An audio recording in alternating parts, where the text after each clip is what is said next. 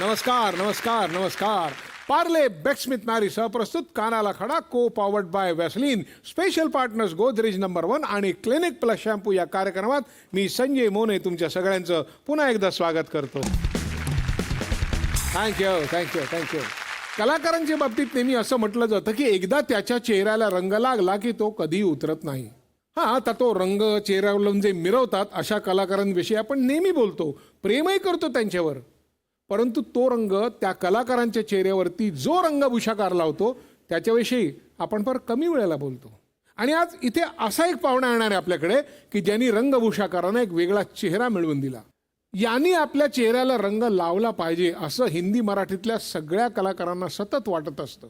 हल्ली सिनेमांमध्ये नायक नायिका वगैरे नंतर ठरतात, पण रंगभूषाकार म्हणून यांचं नाव आधी ठरलं जातं. यांच्या हाताच्या जादूमुळे बालगंधर्वांपासून ते लोकमान्य टिळकांपर्यंत आणि नेताजी सुभाषचंद्र बोस यांच्यापासून अगदी डॉक्टर बाबासाहेब आंबेडकरांपर्यंत सगळे महापुरुष पडद्यावरती जिवंत झाले. आपण स्वागत करूया ज्येष्ठ रंगभूषाकार विक्रम गायकवाड यांचं. चेहऱ्याला रंग यांनी लावला की मग भूमिकेचं होतं सोनं. हात ह्यांचा लागल्यावर उतरते त्या पात्रांमध्ये जान. चेहऱ्याला रंग यांनी लावला की मग भूमिकेचं होतं सोनं. हात ह्यांचा लागल्यावर उतरते त्या पात्रांमध्ये जान. हो रंगच ज्यांचा जीवन साथी रंगाशीच आहे दोस्ती. विक्रमजी गायकवाड असे हे सर विक्रम गायकवाड. विक्रमजी गायकवाड असे सर विक्रम गायकवाड. थँक्यू. विक्रम गायकवाड म्हटलं की डोळ्यासमोर वेगवेगळे चेहरे तरळतात. विक्रम गायकवाड नेमके कसे दिसतात हे फार कमी लोकांना माहिती आहे, पण त्यांनी बनवलेले लोक कसे कसे कसे दिसतात, श्रेष्ठ महापुरुष कसे दिसतात हे सगळ्या जगाला माहिती आहे. हे सगळं कसं काय जमलं, याची सुरुवात कशी काय झाली? लहानपणापासून मी हेच करत होतो हा, जे आत्ता करतोय. 5वी 6वीत असल्यापासून माझे गुरु बबनराव शिंदे, त्यांचा मुलगा अशोक शिंदे, आपले प्रख्यात कलाकार, प्रख्यात नट, ते माझे एकदम सख्खे मित्र, एकदम जिवलग मित्र. आम्ही पुण्यात राहत असो आणि मी त्यांच्या घरी जात असे. आणि मग त्यांच्या घरी असे सगळे ते धाली, तलवारी, मास्क आणि सगळे लटकलेले असे. मला खूप आवडायचं ते. म्हणजे असं म्हणतात ना, डेस्टिनी तुम्हाला बरोबर तिथे नेऊन पोचवते जिथे तुम्हाला काही करायचं असतं. आणि मग करता करता बाबा म्हणायला लागले, चला आमच्या माझ्याबरोबर तुम्ही जरा मदतीला चलत जा. मग कारण मे महिन्याच्या सुट्ट्या असायच्या. मग आम्ही छोट्या छोट्या मुलांच्या गॅदरिंग्सना जायचो. मग तिथे मेकअप करायचो. मग त्या बाई यायच्या, हे विक्रम, हे 4 माकडं कर, ते 3 हरण, हे 5 कावळे आणि 3 गाढवं. आणि आम्ही फोक डान्सेस करायचो. सगळं म्हणजे सगळं जे काय गॅदरिंगपासून फोक डान्सेस सगळा मेकअप आम्ही करायचो. तर तशी ती सुरुवात झाली. आणि मग ते ऐतिहासिक नाटकं, संगीत नाटकं, मग तो तिकडे धूप आणि ती सगळी नशा वेगळी असते, तुम्हाला आता मी काय सांगणार. आणि मग ते करत करत करत करत खेडेगावची नाटकं, मग मी तेच करायला लागलो. शिक्षण चालूच होतं माझं. आणि मग एक आजूबाजूचे 4 माणसं असतात ती, ज्यांना शोधतोय आजही मी. अहो तुमचा मुलगा हुशार आहे, कुठे ते नाटकात त्याला घालता, त्याला काहीतरी इंजिनियर बनवा. कारण त्यावेळेस इंजिनियर, डॉक्टर आणि वकील, म्हणजे डॉक्टर, इंजिनियर आणि वकील एवढंच होतं ना आपल्या काळात, दुसरं काहीच नव्हतं. आणि ते मला संकट वाटायचं कारण मला हेच करायला लागायचं. त्यातल्या त्यात मी मग ऑटोमोबाईलचा डिप्लोमा वगैरे केला. पण आईला मी सांगितलं की एक दिवस नेलं तिला थिएटरला. तर आमचे एक फार बुजुर्ग मेकअप आर्टिस्ट, तसे पायजामा, दाढी वाढलेली, शर्ट आणि ते मेकअप करत होते. आणि आईला म्हटलं ते बघ ते करतात. आई म्हटली तू असा होणार आहेस. बघूया त्याला काय म्हणायचं. क्या बात आहे. ती लहानपणापासून तो कलेतच गुंतला आणि आवड खूप. लवकरात लवकर कसा मोठा होणार आणि तयार होणार अशी त्याची इच्छा होती. आणि वडील बी हेच म्हणायचे, तो लवकरात लवकर उभा राहील, तू काय काळजी करू नकोस. असं जगभर त्याचं नाव झालं. आज आनंद आहे आम्हाला घरातल्या लोकांना. आणि त्याच्या मर्जीने सगळं त्याने तयार केलेलं आहे मनापासून. कसं व्हायचं, आम्ही बालनाट्यात कामही करायचो, एकांकिका स्पर्धेत काम, पण मला ॲक्टिंगमध्ये रस नव्हता. वास्तविक पाहता पारितोषिक वगैरे होतं मला, पण मला नाही एक्साइटिंग वाटायचं ते मेकअप एवढं. म्हणजे आजही तुम्ही प्रेक्षकांची करमणूक करता आणि आम्ही तुमची करतो. तर ते तसं झालं. आणि मग ती माझी गाडी जी सुरू झाली, मग एक दिवस मी बाबांना म्हटलं की मला मी अशोकच्या कॉलेजमध्ये गेलो होतो, म्हटलं तिथे काय इंटरेस्टिंग घडत नाही आहे. शिक्षक नसतात, नाहीतर विद्यार्थी नसतात, सगळे बाहेर असतात. मग तिथे काय चालतं मला काय माहीत नाही, पण आपल्याकडे ते जे चालतं ते खूप क्रिएटिव्ह आहे, मला हे करायचं आहे. बाबा म्हटले मग कर, मग झोकून दे, पण नाणं खणखणीत झाल्याशिवाय बाहेर पडायचं नाही हा शब्द दे. मग बाबांनी मला ट्रेनिंगसाठी खास घेतलं. पूर्वी तर नुसता मदत करायचो, पण बाबांचं ट्रेनिंग असं आहे, म्हणजे हे का केलं असं, त्यांनी का केलं असं विचारायचं नाही. मला पहिले 6 महिने तर ज्यावेळेस ट्रेनिंग सुरू झालं तर कलर प्लेटकडेच बघत बसायचं, चेहऱ्याकडे बघायचं नाही. मी किती रंग उचलतोय तेवढा बघ. आणि एकदम कडक, त्याच्यामुळे आम्ही घाबरायचो त्यांना. आणि मग ते सांगतील ती पूर्व दिशा, त्यानुसार मग ती गाडी ढकलत गेली. पण हे अभिनय तुम्ही करायचा, बक्षिसे मिळाले तुम्ही म्हणता, मग पण डोक्यात होतं की आपण रंगभूषा करत व्हायचं. म्हणजे ह्या कलेची काही पार्श्वभूमी होती का घरामध्ये कोणी? नाही, तसं बघायला गेलं तर म्हणजे वडील या व्यवसायात, नाही, काका मामा कोणी असं? नाही, माझे आजोबा, म्हणजे माझे आईचे वडील, त्यांच्याकडे नाटक होत असे. म्हणजे ते काय करायचे, 10 रुपयाचा सत्यनारायण, त्याच्यासाठी 1000 रुपयाचं नाटक करायचे. मग त्या नाटकातलं ते संगीत, गाणं आणि ते काय म्हणायचं त्याला, ड्रेपरी आणि मेकअप ते स्वतः करायचे. आणि ते गावातल्या लोकांना रिहर्सल करून ते नाटक करायचे. माझ्या मते तिथून काही आलं असेल तर काय माहीत नाही, ते जीन्समध्ये येतं तसं. पण मग त्यांच्याकडून मेकअप आला, अभिनयाला, गाणं आलं का त्यातलं फक्त सगळं आलं पण ते निवडलं? सगळं मला आलं माझ्याकडे, पण गाण्याचं असं झालं, गाण्यासाठी मी भारत गायन समाजात जायचो लहानपणी. पण काय होतं, आमची परिस्थिती तशी नव्हती घरची. मी आणि आईच असायचो, भाऊ वगैरे सगळे इकडे तिकडे विखुरलेले होते. त्याच्यामुळे जी काय आमच्याकडे गंगाजळी होती थोडीफार, मुंबईहून सगळं विकून आम्ही आलेलो होतो, त्याच्यात आम्हाला पार पाडायचं होतं. म्हणजे आर्थिक परिस्थिती तशी नव्हती. पुण्यामध्ये कसं होतं आमच्या काळात, समजा क्रिकेट खेळायचं असेल तर तुमचं घर चांगलं पाहिजे, ते क्लब.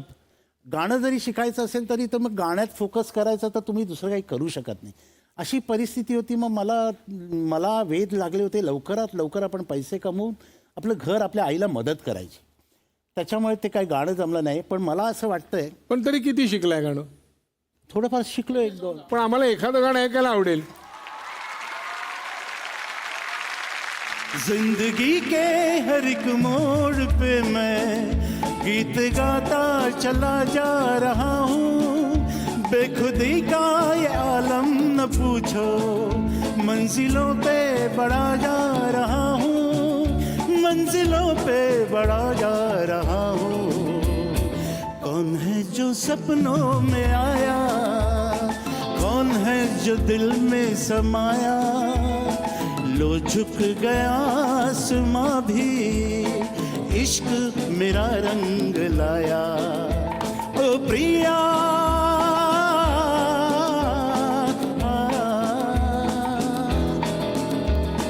ओ प्रिया,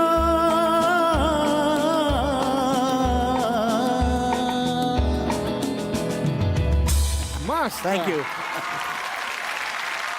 गाण्यात पण रंग भरू शकतोय माहित नव्हतं. बरं, मग त्यानंतर ट्रेनिंग सुरू झालं. मग ते किती महिने चाललं?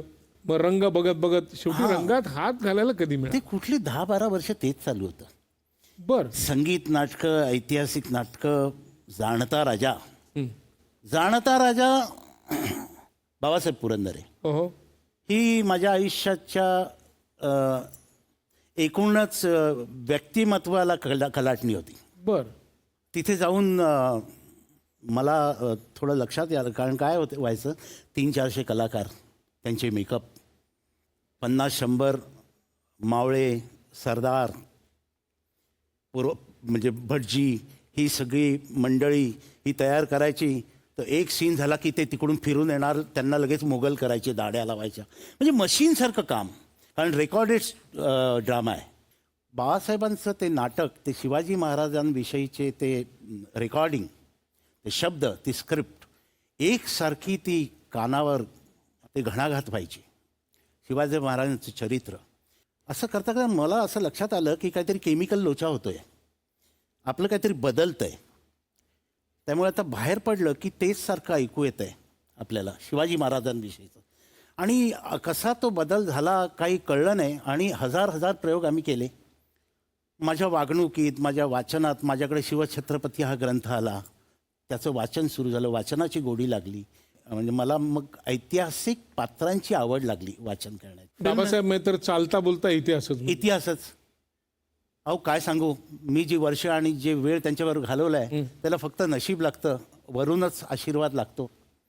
आम्ही नागपूरला जायचो शोजना, ट्रेनमध्ये बाबासाहेब एक एक कथा सांगायची आम्हाला, राणा दिलची, दारा शिकोची, महाराजांची. ह्या चर्चा त्यांनी आमच्याबरोबर केलेल्या आहेत. रक्त सळसळायचं.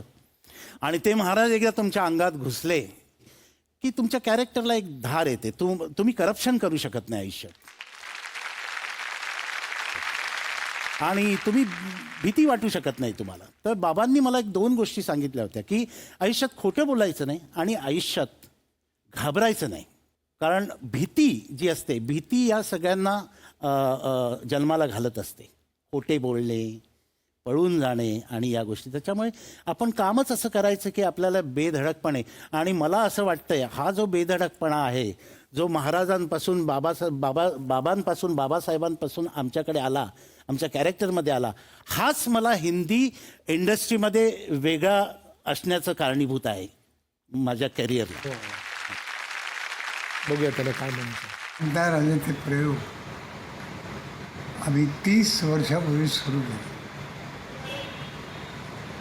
सगळ्यात प्रश्न होता त्याचे मेकअप कोण करणार. कारण जे कलाकार होते ते वेगवेगळ्या वयाचेही होते, वेगवेगळ्या प्रवृत्तीचे होते. पण आम्हाला एक असा कलाकार मिळाला की नवशिकाही होता आणि शिक्षणाच्या बाबतीत फार, त्या मेकअपच्या बाबतीत फार वरच्या दर्जात जाऊन पोचलेलं होतं. हे सगळं अर्थात अनुभवानं नंतर लक्षात आलं.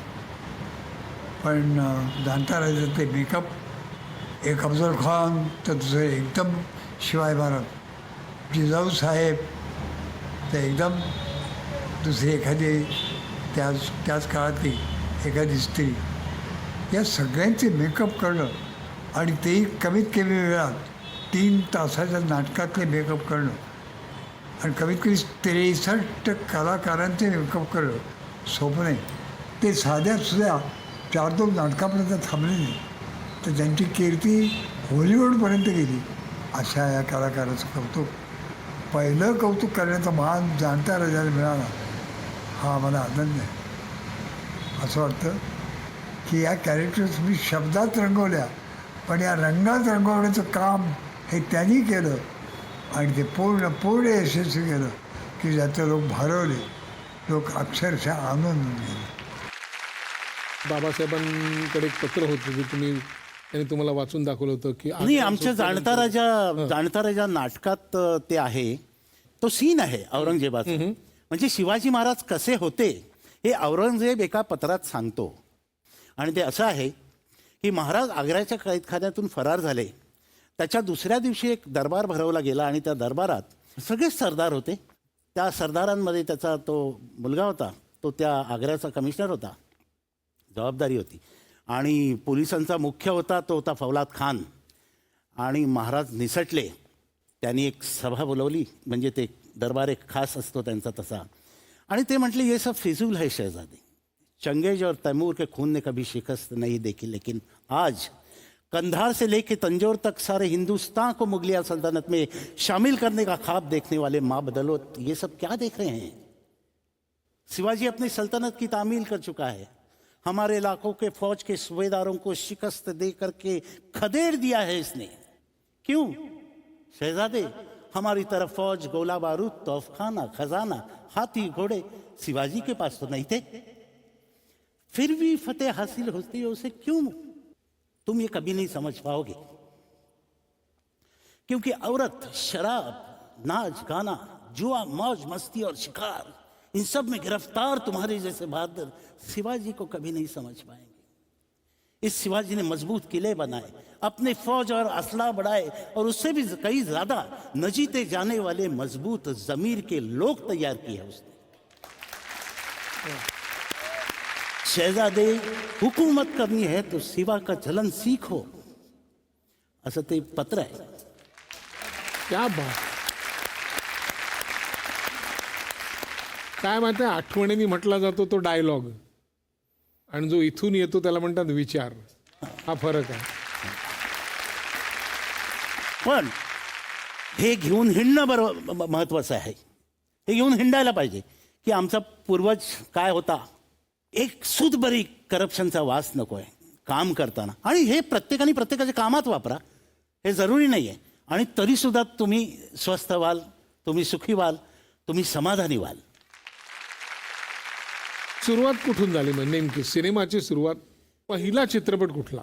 वास्तविक पत्ता पहिला चित्रपट आहे ना, राम कदम, म्युझिक डायरेक्टर राम कदम, फार मोठी व्यक्ती, त्यांनी एक पवळा नावाचा चित्रपट काढला पठ्ठे बापूरावांच्या नामचंद त्यांचे पवळा आणि पवळा. पठ्ठे बापूराव. अशोक शिंदे पठ्ठे बापूराव. अशोक शिंदेला वय वर्ष 25 ते वय वर्ष 80 दाखवायचं आहे, आणि ते 80 मी तिथे मिरजेला शूटिंग होतं, आणि तिथे एक हॉस्पिटल होतं, तिथून कुठून तरी दुबईहून टिश्यू पेपर्स यायचे, त्या टिश्यू पेपर लावून मी अशोक शिंदेला वृद्ध बनवला. मी तुम्हाला सांगतो, त्या काळात त्या समाजात मी जे काम केलं ते आजही मी करू शकत नाही आणि केलेलं नाही. क्या बात. अशा प्रकारे मग मी सुरू झालं, आणि मग काम करता करता एक माणूस, एक ॲक्टर होता, तो एक दिवस आमच्या दुकानात, मला काय, मी ॲडॉक सिस्टीमवर होतो, मला 28 दिवस काम केल्यानंतर 3 दिवस कंपल्सरी ब्रेक गव्हर्नमेंटचं होतं, ब्रेक असायचं, कारण नाही तर मी परमनंट होऊन जाईन. मग तो आला, तो म्हटला की श्याम बेनेगल अशी फिल्म करतायत, आणि त्याच्यामध्ये असा उंच दिप्पाड असा तो माणूस ॲक्टर होता, त्याचं नावही मला आठवतं आहे, संजय वैद्य नावाचं. आणि तो म्हटला मला कुठला रोल सूट होईल, तर आमचे बाबा पटकन म्हटले तुला खान अब्दुल गफार खानचा याला गेटअप कर आणि पाठव. आणि मग आम्ही सुरू झालं. मग म्हटलं फोटो कुठे आहे, मग तो 5वीच्या पुस्तकात एक खान अब्दुल गफार खानचा स्केच आहे, असं आउटलाईन केलं. मग ते त्यांनी आणलं, आणि मग आम्ही गेलो, टोपी घेतली. मग त्यावेळेस मी त्याला वॅक्सचं नाक लावलं. संजयचं नाक सरळ होतं आणि खान अब्दुल गफार खानांचं नाक मोठं आहे, मग ते नाक लावलं. हे साहेब घेतले फोटोग्राफ आणि गेले धडक मुंबईला श्याम बेनेगलच्या ऑफिसमध्ये.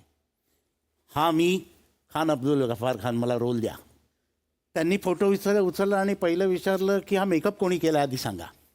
म्हटलं माझा मित्र आहे विक्रम, पुण्यामध्ये त्यांनी केलं, त्यांचा नंबर आहे का. त्याच काळामध्ये असं झालं होतं की तिथे परेश रावलच्या ट्रायल्स चाललेल्या होत्या, आणि त्या ट्रायल्समध्ये त्याचं नाक काय जमेना, आणि ते गेले होते गुजरातला निघून. मग मला बोलवलं त्यांनी आणि तडक गुजरातला पाठवलं, घरी परत जाऊच दिलं नाही. तिथे बारडोलीमध्ये शूट चालू होतं, आणि मग तिथे जाऊन मग पुढचं ते सरदार पटेलचं काम मी केलं.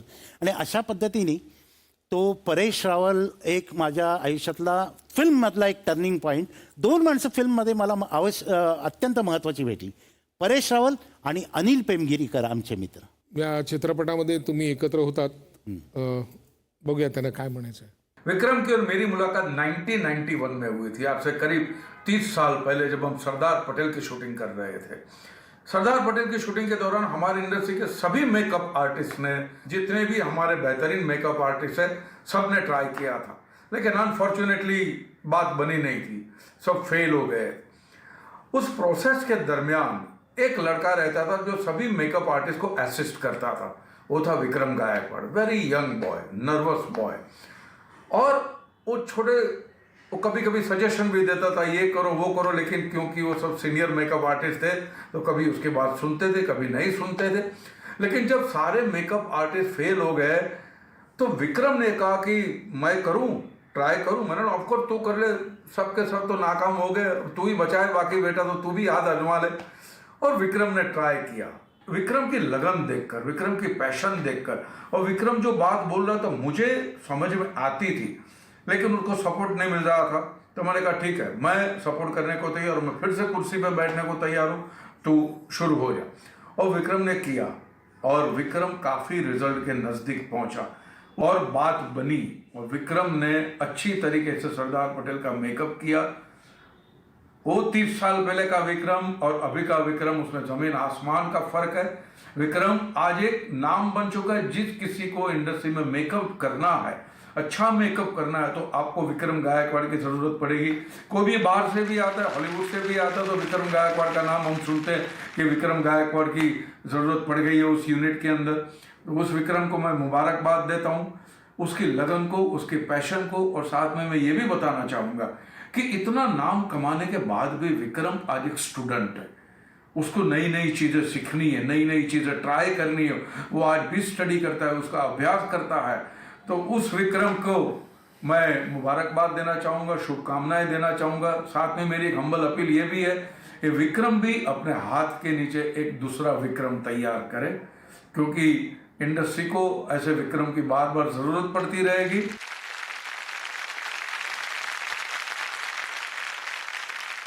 मी पळून निघालो होतो.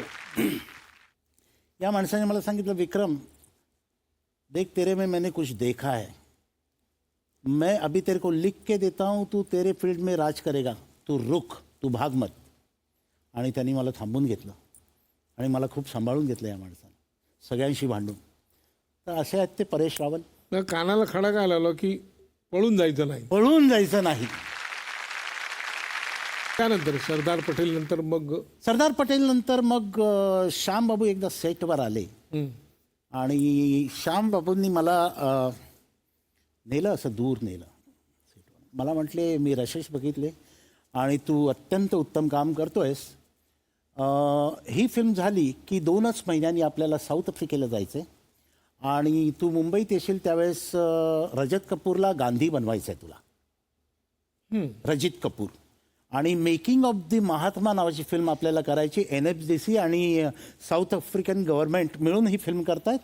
तर तू चांगलं काम कर, म्हणजे तू HOD होशील तिथे जाऊन, असं मला त्यांनी सांगितलं. मग आल्यानंतर मी ते काम केलं, इथे ट्रायल्स केल्या भरपूर आणि तिथे गेलो, तिकडच्या काही ॲक्टर्सचं ट्रायल केल्या आणि मग मी तिथे HOD झालो. तर ती मेकिंग ऑफ द महात्मा ही माझ्यासाठी फार महत्त्वाची फिल्म होती. आणि मेकिंग ऑफ दी महात्मा झाल्यानंतर म्हणजे अशाच प्रकारच्या सगळ्या फिल्म्स माझ्याकडे यायला लागल्या. मग मेकिंग ऑफ दी महात्मा झाल्यानंतर डॉक्टर जब्बार पटेलांनी डॉक्टर बाबासाहेब आंबेडकर मामुटीचं, म्हणजे हे महत्त्वाचे टप्पे सांगतोय मी तुम्हाला. बाबासाहेब आंबेडकर आहे, मग भगतसिंग, राजकुमार संतोषी आहे, रंगदे बसंतीमध्ये सगळेच कॅरेक्टर्स आहेत. असं करत करत मग ते चांगले चांगले डिरेक्टर्स भेटत गेले. ओंकारासारखी फिल्म, विशाल भारद्वाजांची फिल्म्स करायला लागलो मी. राकेश मेहराच्या सगळ्या फिल्म्स, त्याच्यानंतर राजू हिरानी, म्हणजे माझे बघा ना, ही नावं बघा सगळी, म्हणजे मला चांगली सगळी लोक वाट्याला आले माझ्या. आता आंबेडकरांचा जो तुम्ही मेकअप केला तो मामुटीला, तर मामुटीला आपण इतर सिनेमामध्ये बघितलं, मोहम्मद कुट्टी त्यांचं नाव. हो. तर त्यांच्या आणि आपण आंबेडकर साहेबांचे जे फोटो बघितलेत त्याच्यात तर काही साम्य दिसत नाही. नाही नाही. म्हणजे आता आपल्याला माहिती आहे म्हणून, ज्याला माहीत नाही असं एखाद्या परदेशी माणसाला सांगितलं, तुम्ही जाऊन सांगितलं की ह्या माणसाचं मी हा केलंय, तर तो म्हणेल तुम्ही खोटं बोलताय. काय वाटलं की कसं काय काय केलं, म्हणजे काय काय होऊ शकेल त्याच्या जवळ जाण्यासाठी? त्याच्या जवळ जाण्यासाठी सर्वात आधी म्हणजे त्या चरित्राविषयी, त्या कॅरेक्टरविषयी तुमची आस्था बिल्टअप केली पाहिजे. काम वेगळं आहे. ती कशी? धनंजय कीरांचं चरित्र आणायचं, डॉक्टर बाबासाहेब आंबेडकर, ते वाचायचं.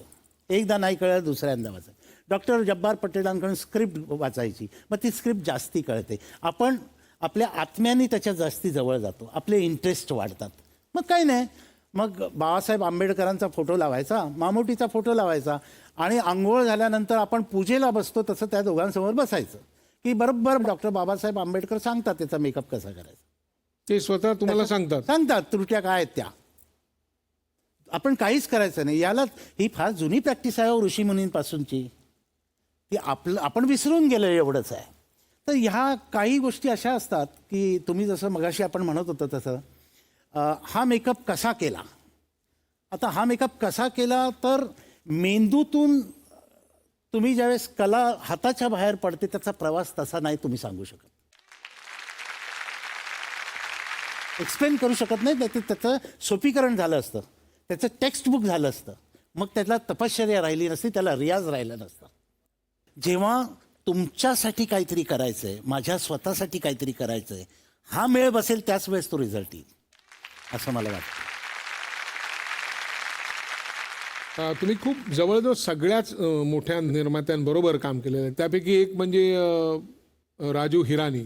बघूया आता त्यांना तुमच्याविषयी काय म्हणायचं आहे. अरे राजू आहे, क्या बात है.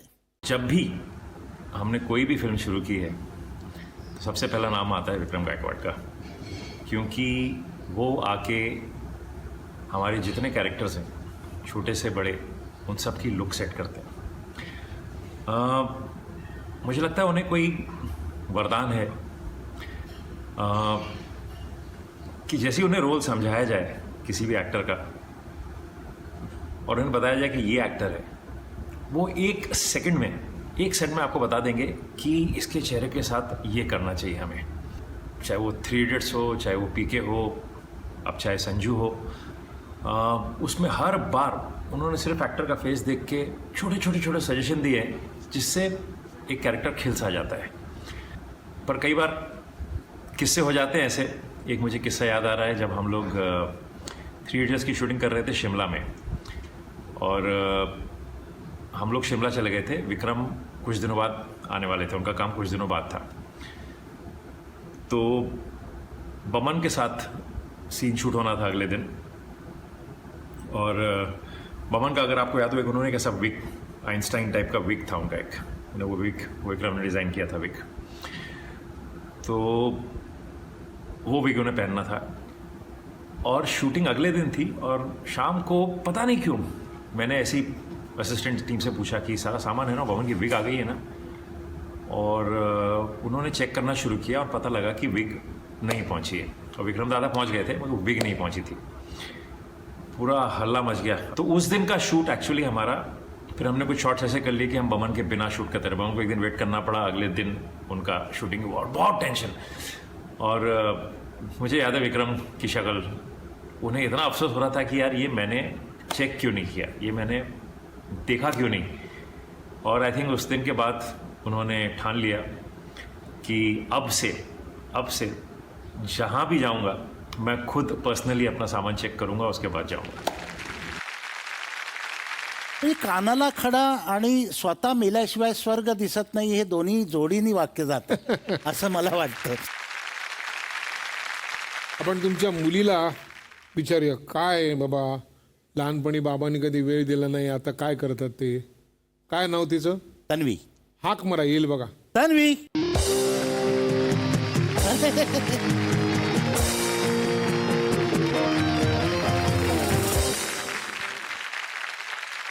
हा तन्वी, काय झालं माहिती का, मगाचपासून आम्ही ऐकतोय, नंतर काही लोकांनी सांगितलं की अत्यंत गुणी माणूस आहे, इतका भरपूर वेळ देतो प्रत्येक गोष्टीला, खूप वेळ देतो, तन मन धन सगळं, म्हणजे 8-8 तास आमच्याकडे शूटिंग करत असतो, खूप वेळ देतो, सगळा चांगला माणूस आहे. आता फार झालं हे सगळं, एकदा सांगून टाक बरं कसे चांगले नाही आहेत ते. नाही, अनफॉर्च्युनेटली तो इतका चांगला आहे, इतका गोड आहे की त्याच्याबद्दल काहीच कंप्लेंट्स नाही आहेत. थोडा वेळ कमी दिलाय त्यांनी लहानपणीपासून, पण जो काय वेळ दिलाय तो सगळा क्वालिटी टाईम आहे. आत्ताही तो घरी जेव्हा असेल तेव्हा तो सकाळी उठणार, ही विल कुक समथिंग, काहीतरी मॉकटेल्स बनवेल, स्टोरीज सांगेल. सो तो घरी असला की वी फील व्हेरी लाईव्हली. म्हणजे मी खूप लकी आहे आय थिंक, कारण मला असं नेहमीच बघितल्यावर वाटतं, आपण पाहतो, वाटतं की मी काय पुण्य केलं असेल की मला तो बाबा म्हणून, किंवा इवन माझी आई, I think I have got best parents. या बाबतीत तुमच्या पत्नीला काय म्हणायचं आपण बघूया. हाय विक्रम, आपण फिल्म इन्स्टिट्यूटला भेटलो. आज त्याला 30 वर्ष झाली. फिल्म इन्स्टिट्यूट पासून आपला प्रवास सुरू झालाय, तेव्हापासून मी तुला ओळखते. 30 वर्षाचा संसारात, पण तू फक्त 5 ते 6 वर्ष संसारात होतास. तुला चॅलेंजिंग कामं मिळतात, कायमच तुला चॅलेंजिंग कामं मिळत आली आहेत, आणि त्याच्यामुळे तू मोठाही होत गेला आहेस. पण ती चॅलेंजिंग कामात तू इतका वाहून घेतो स्वतःला त्या कामामध्ये की तू वाहत जातोस. तर तू एक कामाला खडा लाव की तू वाहत जाऊ नकोस, तू कामाला वाहून घे. मग तू वाहत गेलास की तू जिथे असेल तिथे आम्हालाही वाहत यावं लागतं तुझ्या बरोबर. पण एक गोष्ट आहे जी त्याला अजिबात आवडत नाही, ती म्हणजे यु नो वशिल्याने काहीतरी करा किंवा नाव सांगा, नाव पुढे करा, अशा गोष्टी त्याला आवडत नाही. तर त्याच्यावर एक किस्सा आहे, मी सांगते. 10th झालं माझं आणि कॉलेजमध्ये ॲडमिशन हवी होती 11th सायन्स. तर फॉर्म्स वगैरे भरले आणि 2-3% कमी पडत होते. तर माझ्या सगळ्या मैत्रिणी त्या कॉलेजमध्ये गेल्या होत्या. मी बाबाकडे आले आणि म्हटलं, तू जा, तुझ्या ओळखी आहेत, जरा मला करून दे काम, माझी लगेच ॲडमिशन होईल. तर बाबा म्हणला की, म्हणजे पहिल्यांदा मी बाबाला एवढं स्टर्नली आणि स्ट्रिक्टली नाही, आपण हे नाही करणार आहोत, आणि ही वॉज व्हेरी फर्म. त्या तेवढ्या वेळेपुरतं मला जरा वाईट वाटलं, पण ते त्याच्यानंतर नाही म्हणाले म्हणून. पण त्याच्यानंतर त्यांनी मला समजावून सांगितलं की आत्ता तू जर हे केलंस तर पुढे जाऊन काय होणार आहे. आता मी हे करून देईन, पण पुढे जाऊन त्या पायऱ्या तुला चढायच्या आहेत. So always be independent, always behave की तू एकटी आहेस, तुझी जी काय केपेबिलिटी आहे त्याप्रमाणे तू पुढे जाणार आहेस, आणि have some patience, waiting list लागेल, आपण बघूयात. आणि इट वर्कड.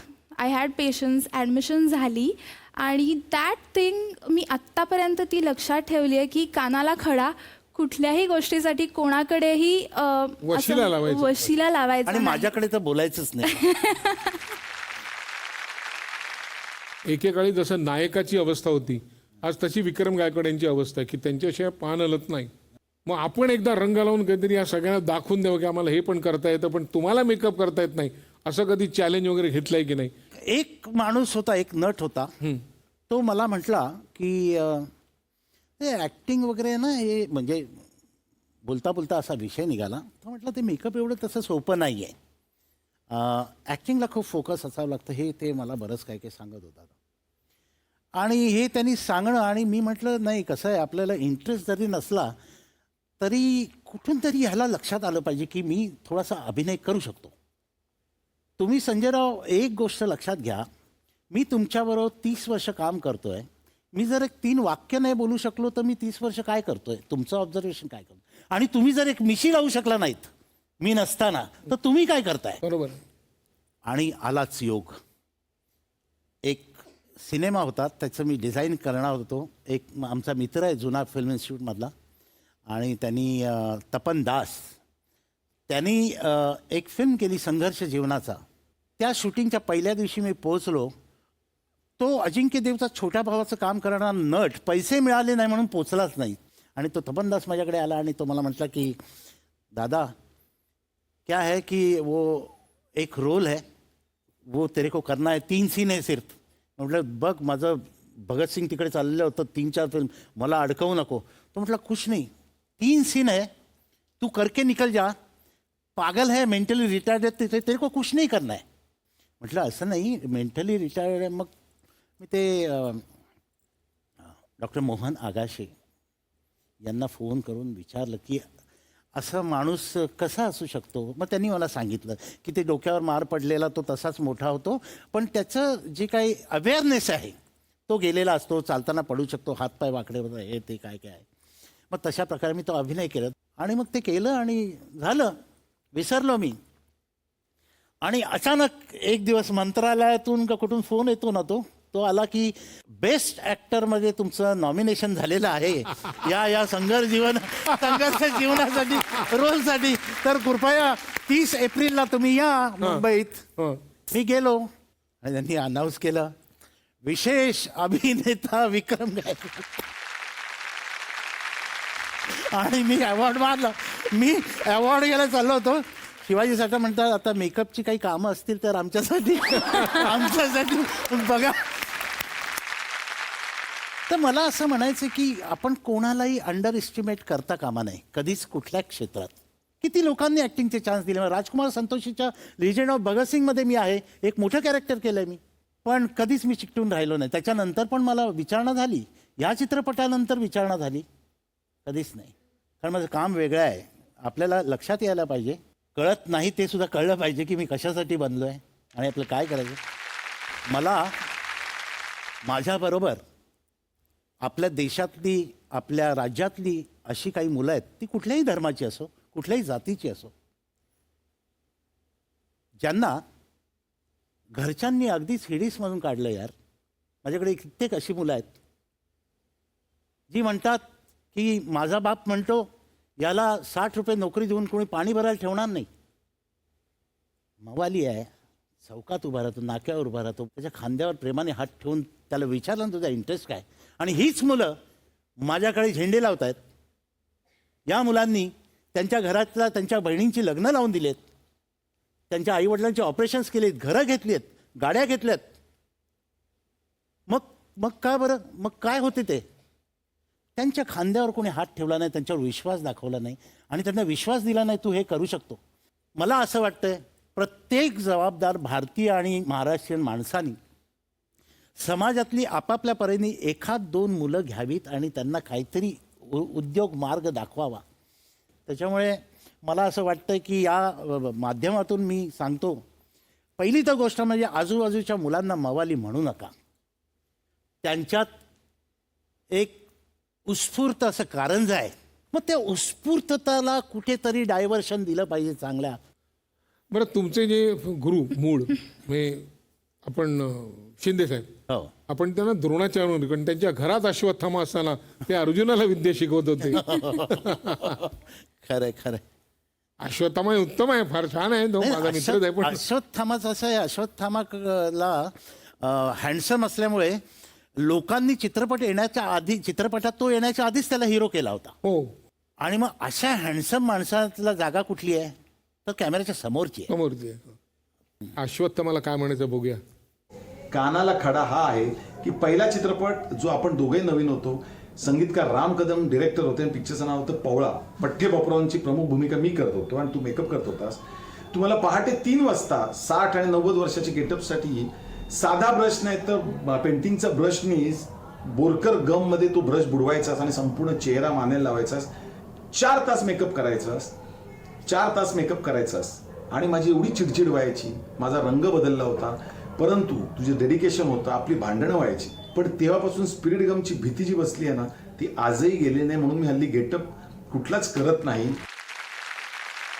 बरं, आमच्या कार्यक्रमातला हा शेवटला भाग असतो एक असा की कुठे ना कुठेतरी काहीतरी एक गोष्ट असते. काही जणांच्या मनात सल असतो, काही जणांना काही कबूल द्यायची असते, काही जणांना सांगायचं असतं, किंवा काही जणांना काही गोष्टी सांगा, बा या बाबतीत मी आयुष्यभराला कानाला खडा लावलाय. असं काय तुम्हाला सांगायचं? हा वेळ तुमचा आहे पूर्ण एकट्याचा. मी माझ्या फॅमिलीला, माझं काम, माझं डेडिकेट एवढं इंडस्ट्रीला केलं की कधी कधी ना विसरून जातो आपण की आपण त्याच्या मागे असतो. ही फ्लाईट पकड, लंडन अपडाऊन कर, हे ते, त्याच्यामध्ये कळत नाही की आपण एक आपलं दुसरं लाईफ वेस्ट होतं आहे. त्याच्यामुळे माझ्या फॅमिलीकडे मला माफी मागायची, माझ्या फॅमिली. आणि तुम्हाला काय सांगू, मी माझा धड पुण्यात कोणी मित्र राहू शकला नाही माझ्याबरोबर, धड मुंबईत कोणी राहू शकला नाही. आता ही मुलगी आहे, लहानपण हिचं मी संपूर्ण बाहेर असताना काढलं आहे.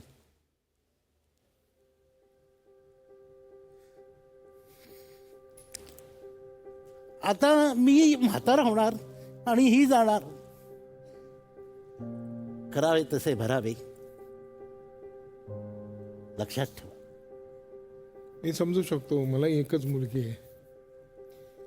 ती म्हणायची लहानपणी, बाबू तू येत नाही ना, मी मोठी झाली, मी कामाला लागली ना की मी पण येणार. तसंच होतं, ही दिवसभर तर काम करत असते, मला आज वेळ मिळतो तरी सुद्धा ती नसते. मग आम्ही हट्ट करतो तिच्यापाशी, ये ना, काय करते, ये ना. पण मग मला आठवतं की मला कसा कधी हट्ट केला नाही त्यांनी असा. दिवाळी नाही, तिचा वाढदिवस नाही. शेवटी ते काका जे होते ते समजवायचे तिला, बाबू आला ना की त्या दिवशी दिवाळी, मग पावसाळ्यात का असेल, त्या दिवशी आपण गणपती बसू, त्या दिवशी आपण केक कापू. कारण तिला बाबूचं अट्रॅक्शन होतं खूप. कायम तो व्यवहार, ते करप्शन नाही व्हायला पाहिजे. ते आम्ही मॅच्युअर नव्हतो ना, त्यामुळे आम्हाला कळलं नाही. आम्हाला काय वाटलं की आपण काम करतो, ही क्रिएटिव्हिटी, ती क्रिएटिव्हिटी, हे पेपरवाले, ते पेपरवाले. आणि मी करप्शन म्हणूनच म्हटलो की मी तो वेळ विकला. बस अजून काय पाहिजे, झाला ना, वेळ मिळाला ना भरून, नाही का? हो. काय तिची आई समजायची, अरे बाबू तुझ्यासाठी करतोय ना, आपल्याला भविष्य आहे ना, पुढे तुला शिक्षण करायचंय, हे करायचंय. नंतर जाऊन मला असा मनात विचार येतो, एवढे पैसे नाही लागत हो, पण त्याची मॅनेजमेंट कशी करायची. एकदा तुम्ही चांगलं काम करायला लागला की तुम्ही समाजाचे होता, तुम्ही प्रोड्युसरचे होता, डायरेक्टरचे, नटाचे होता. तुम्ही नाही. राजू हिरानी मी किती बिझी असलो, राजूनी मग 2 दिन का आके काम करके जा म्हटलं, नाही कसं म्हणणार हो. मोने साहेबांनी मला सांगितलं एक गेटअप आहे, एक अर्धा तासासाठी या. मी नाही म्हणू शकत का. पण असं करत करत लाईफ बिझी असं. पण एक सांगू का, तुमच्या मुलीला अभिमान आहे की नुसते पैसे नाही कमवले, आणि जे पैसे कमवले ते कुठून कमवले त्याचा प्रत्येक पैचा हिशोब तिच्या मनात आहे. आणि दुसऱ्यांना भरे मुखोटे चढवून त्यांनी पैसे कमवले, पण स्वतः मात्र इतकाही मुखोटा चढवला नाही. कसं आज दाढी मिशी आहे ती सुद्धा स्वतःची आहे, स्वतःची आहे, चिकटवलेली नाही. फार बरं वाटलं तुम्ही इथे आलात, त्याबद्दल झी मराठीतर्फे एक प्रेमाची आठवण छोटीशी भेट. पण एक मिनिट, एक वाक्य मला बोलायचं आहे. तुमची कला, माझी कला, हिची कला, याची कला. एक शेर आहे, फार सुंदर आहे. तो शेर असा आहे कि गजल में रंजिश अल्फाज ही नहीं काफी, जिगर का खून भी कुछ चाहिए असर के लिए. क्या बात, क्या बात.